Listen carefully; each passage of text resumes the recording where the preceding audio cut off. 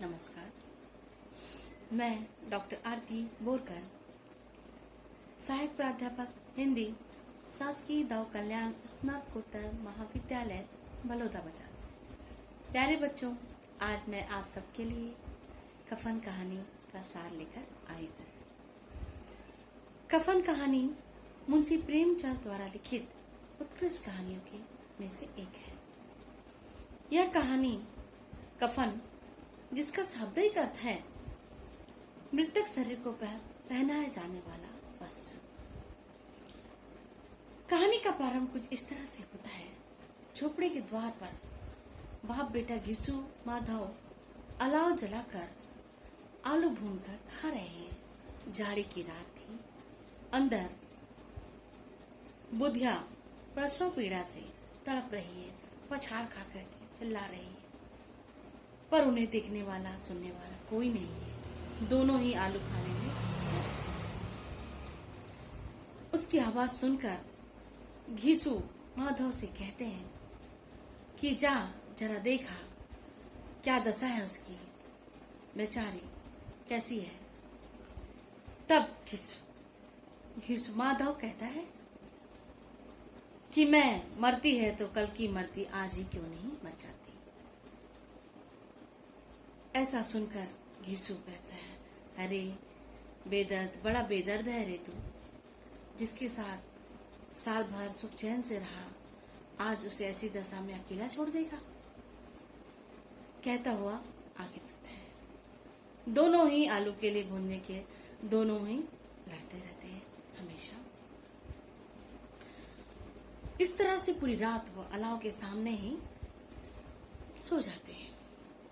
सुबह जब होती है, दोनों उठते हैं। जब बुधिया की आवाज ना सुनते हुए दोनों ही अंदर जाते हैं, देखते हैं कि बुधिया प्रसव पीड़ा से तड़प तड़प कर मिट्टी में सनी हुई मृतक शरीर उसका पड़ा हुआ है। दोनों ही घड़ियाल घोड़े की तरह रोने लगते हैं, चिल्लाने लगते हैं, बिलखने लगते हैं।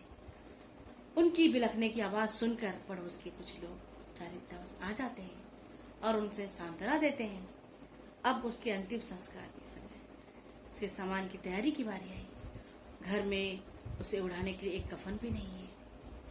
ऐसी दशा में वो सहायता के लिए गांव के जमींदार के पास जाते हैं। जमींदार तो उन्हें बिल्कुल भी पसंद नहीं करते हैं, पर ना चाहते हुए भी उन्हें वे बिना उनका चेहरा देखे ही 2 रुपए दे देते हैं और कुछ सहायता गांव के लोगों से 3 रुपए की हो जाती है। कुल मिलाकर उनके पास 5 रुपए इकट्ठे हो जाते हैं।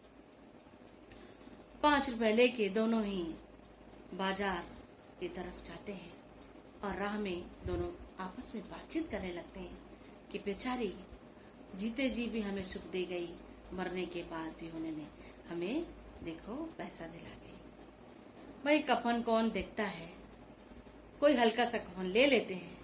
देख के बात करते करते दोनों बाजार के एक शराब खाने में जा पहुंचते हैं। दोनों ही जाकर पूड़ी, मछली और ना जाने अन्य कई प्रकार की चीजें मंगवा लेते हैं और खाते खाते बोलते हैं कि बड़ा सुख दिया बुधिया उन्हें, तू तो सीधे स्वर्ग ही जाएगी।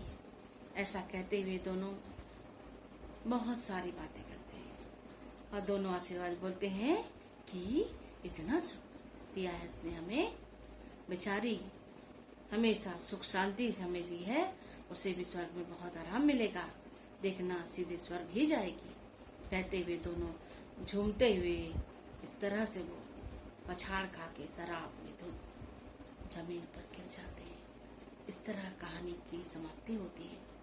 इस कहानी के माध्यम से मुंशी प्रेमचंद जी ने सामाजिक कुरीतियों को उजागर करने का प्रयास किया है।